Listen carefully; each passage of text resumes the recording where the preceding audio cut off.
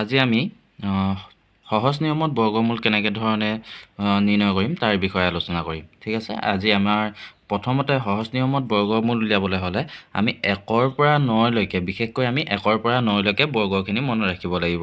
যেনেদৰে 1 স্কোৱাৰ মানে 1, 2 স্কোৱাৰ মানে বিশেষকৈ 9লৈকে মনত ৰাখিব লাগিব। ঠিক আছে, মই উদাহৰণস্বৰূপে এটা সংখ্যা লৈছোঁ, সংখ্যাটো হৈছে 6084।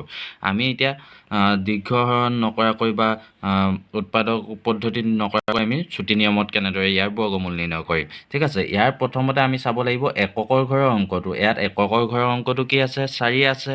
ঠিক আছে, আমি কাক বৰ্গ কৰিলে এককৰ ঘৰত 4 পাওঁ? 2 বৰ্গ কৰিলে 4 পাওঁ, আৰু কাক বৰ্গ কৰিলে 4 পাওঁ? 8ক বৰ্গ কৰিলে 4 পাওঁ। গতিকে আমাৰ ইয়াত এককৰ ঘৰত বহিব 2 বা 8। ঠিক আছে, তাৰপিছত আমাৰ দশকৰ ঘৰৰ অংকটো যিয়ে নাথাকক সেইটো চাবলৈ দৰকাৰ নাই, দশকৰ ঘৰতো আমাৰ কোনো প্ৰয়োজন নাই। তাৰপিছত থাকিলে আমাৰ কি থাকিলে? তাৰপিছত থাকিলে আমাৰ 60 ওচৰৰ বৰ্গ সংখ্যা, ডাঙৰ হ'লে নহ'ব, 60তকৈ সৰু হ'ব লাগিব, নহ'লে 60 সমান হ'ব লাগিব। তেনেহ'লে 8 স্কোৱাৰ মানে 64, ডাঙৰ হৈ যাব, তেন্তে কিমান আহিব? 7 স্কোৱাৰ মানে 49, ইয়াত আহিব 7। ইয়াৰ উত্তৰটো আমাৰ কি হ'ব? দশকৰ ঘৰত 7 আহিব, এককৰ ঘৰত 2 বা 8 আহিব। ঠিক আছে, আমাৰ এতিয়া 2 নে 8 আহিব আমি কেনেকৈ চাম? 7ৰ লগত 7ৰ পিছৰ সংখ্যাটো কি আহিলে? 8। 7 8 গুণ কিমান হ'ব? 56 হ'ব। 56 টো 60তকৈ সৰু, গতিকে আমাৰ সৰু হোৱাৰ লগে লগে ইয়াত ডাঙৰটো আহিব। ডাঙৰটো আহিব মানে ইয়াৰ উত্তৰটো হ'ব 78। ঠিক আছে, নিয়মটো যেতিয়া আমি বুজি পাম তেতিয়া আমি দেখাৰ লগে লগে ইয়াৰ বৰ্গমূল নিৰ্ণয় কৰিব পাৰিম। মই আৰু এটা উদাহৰণ লৈ ল'লোঁ, মই 2601।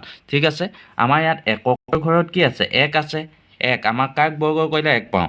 একক বৰ্গ কৰিলে 1 পাওঁ, আৰু 9ক বৰ্গ কৰিলে 1 পাওঁ। ঠিক, এককৰ ঘৰত 1 থাকে মানে ইয়াত 1 বা কি আহিব? 9 আহিব। ঠিক আছে, ইয়াৰ ওচৰত তাৰপিছত থাকিলে কি? দশকৰ ঘৰতো আমাৰ চাবলৈ দৰকাৰ নাই। তাৰপিছত আহিলে 26ৰ ওচৰৰ বৰ্গ সংখ্যা কি? 26ৰ ওচৰৰ বৰ্গ সংখ্যা 5। 5ক বৰ্গ কৰিলে 25 পাওঁ, গতিকে ইয়াত আমাৰ আহিব 51 বা 59 হ'ব। এতিয়া 51 হ'ব নে 59 হ'ব কেনেকৈ চাম? 5 × 5ৰ পিছৰ নাম্বাৰটো হৈছে 6, 5 × 6 = 30। যিহেতু 30 টো 26তকৈ ডাঙৰ, গতিকে ইয়াৰ আনচাৰটো হ'ব এককৰ ঘৰত আহিব আমাৰ 1। ঠিক আছে, এইবাৰ আমাৰ DLEDৰ পেড এক্সামত আহিছিলে এইটো বৰ্গমূল উলিওৱা 0.0001। ঠিক আছে, আমি ইয়াত থকা 0 কেইটা দৰকাৰ নাই, আমি জানো 1ৰ বৰ্গমূল কিমান? 1। ঠিক আছে, ইয়াৰ পিছত আমি এতিয়া দশমিক ক'ত আহিব? আমাৰ ইয়াত চাব লাগিব দশমিকৰ পিছত কেইটা সংখ্যা আছে। ঠিক আছে, দশমিকৰ পিছত কেইটা অংক আছে? আমাৰ ইয়াত 1 2 3 4টা অংক আছে। ঠিক আছে, বৰ্গমূলত দশমিকৰ পিছত 2টা অংক থাকিব। আমাৰ 1টো আহিলেই, 1ৰ আগত 0 এটা মানে 0.01 হ'ব।